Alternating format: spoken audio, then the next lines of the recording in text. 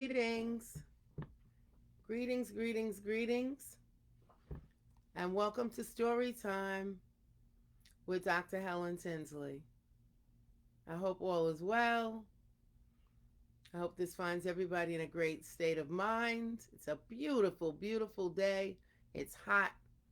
I'm born in the summer, so I love hot weather. So, at any rate, I hope I'm reaching you in a great time. And hi, Aunt Carol. I was on the phone and I said, I got to get off because my Aunt Carol is going to tell me I'm late. But I'm here. And so we're going to continue reading stories from American Black folk tales. And so let's begin with my song. This little light of mine, I'm going to let it shine. This little light of mine, I'm going to let it shine. This little light of mine, I'm going to let it shine in the stories that I read every day. So, welcome. Hi, I'm Carol, and hi, Carlton. This is again from The People Could Fly, American Black Folktales. When my children were little, this was one of my favorite folktale stories for them. So, this story today is called The Peculiar Such Thing. A long time ago, way off in the high piney woods, lived a fellow all alone. He lived in a one-room log cabin. There was a big old fireplace, and that is where this fellow cooked his supper to eat it, right in front of the fire. One night, after the fellow had cooked and ate his supper, something something crept through the cracks of the cabin logs.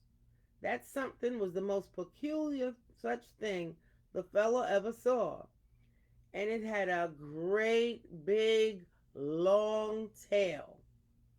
As soon as the fellow saw that something with his great big long tail, he reached for his axe.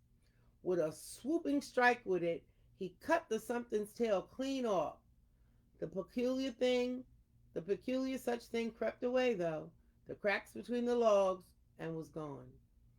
The fellow, like he had no sense, he cooked the great big long tail. Yes, he did. It tasted sweet, and he ate it. Goodness. And then he went to bed, and in a little while he went off to sleep. The fellow hadn't been asleep very long before he woke right up again. He heard something climbing up the side of his cabin. It sounded mighty like a cat. He could hear it scratching and tearing away, and soon he heard it say, "Tally-po, tally-po, give me back my tally-po." Now the fellow living there all alone did have some dogs. Big one was best, and the other two slight ones was all right and fair. And when that fellow heard something, he called his dogs, "You dogs, come on," like that. And his dogs come flying out from under the cabin, and they chased the peculiar such thing away down a far piece. Then this fellow went on back to bed. He went to sleep. It was deep in the middle of the next night when the fellow woke up. He heard something by his front door trying to get in. He listened hard, and he could hear it scratching and tearing away. And he heard it say, "Tally-po, tally-po, give me back my tally-po." Fellow sat up in his bed. He called his dogs. "Yuh, you, Bess, you all right, you fair, come on in," like that. And the dogs busted around the corner, and they caught up with the peculiar such thing at the gate, and they about broke their own tails trying to catch it. This time they chased what it was down the big hollow there.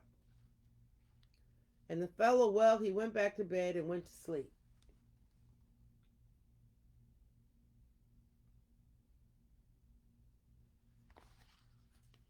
It was way long before morning. The fellow woke up and he hears something down in the swamp. He had to listen. He heard it say, "You know you got it. I know you know. Give me back my tally-po." The man sat up in bed. He called his dogs. "You the best. You all right, and you fair. Come on in here." Well, this time the dogs never come. The thing down there in the hollow must have carried them off in there. It must have eaten the first one, says that's best. It eaten the other two, says that ain't but all right and fair. And the fellow went back to bed. Don't see how he could sleep again, but he didn't know how bad off his dogs was by then. Well, it was just daybreak. The fellow was awake, scared he didn't know why. Must have heard something. Something right there with him in the room. It sounded like a cat climbing up at the covers at the foot of the bed. He listened. He could hear it scratching and tearing away. The fellow looked at the foot of his bed. He seen two little pointy ears coming up over the edge of his bed. He seen two little pointy He seen two little pointy ears coming up over the edge of the bed. He seen and two big scary red eyeballs looking straight at him. He can't say nothing. He can't scream. He's too scared to death. That peculiar such thing at the foot of the bed kept on creeping up, creeping up, creeping up. By and by it was right on top of the fellow, and it said in his face in a real low voice, "Tally-po, Tally-po, give me back my Tally-po."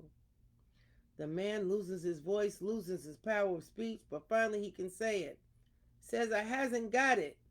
I hasn't got your Tally-po." And that something was there, that peculiar such thing, says right back, "Yes, you has." It jumped on that fellow and it was fierce. Its big teeth toward him, made him ribbons. They say it got its Tally-po back. Fellow's cabin fall to ruin, and it rot and crumbled and disappeared. Nothing left to it in the big woods but the place where it was. And the folks that live near that place say that deep in the night, when the moon is going down and the wind blows across the place, just right, you can hear some peculiar such thing calling, "Tally-po, Tally-po," like that. And then the sound of it do just fade with the moonlight, like it never ever was. And that is the story of the peculiar such thing.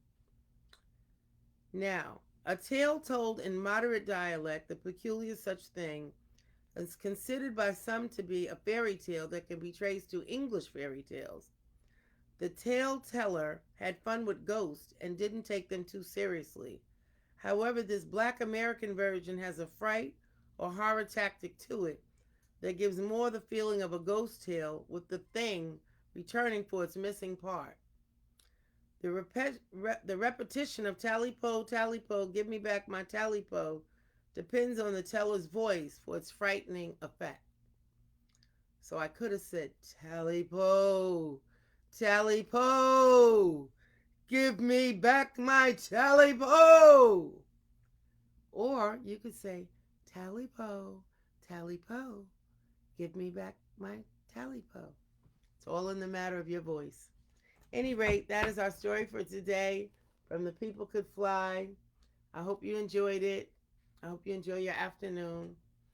And be well. And I'll see you tomorrow for another adventure from The People Could Fly. Peace.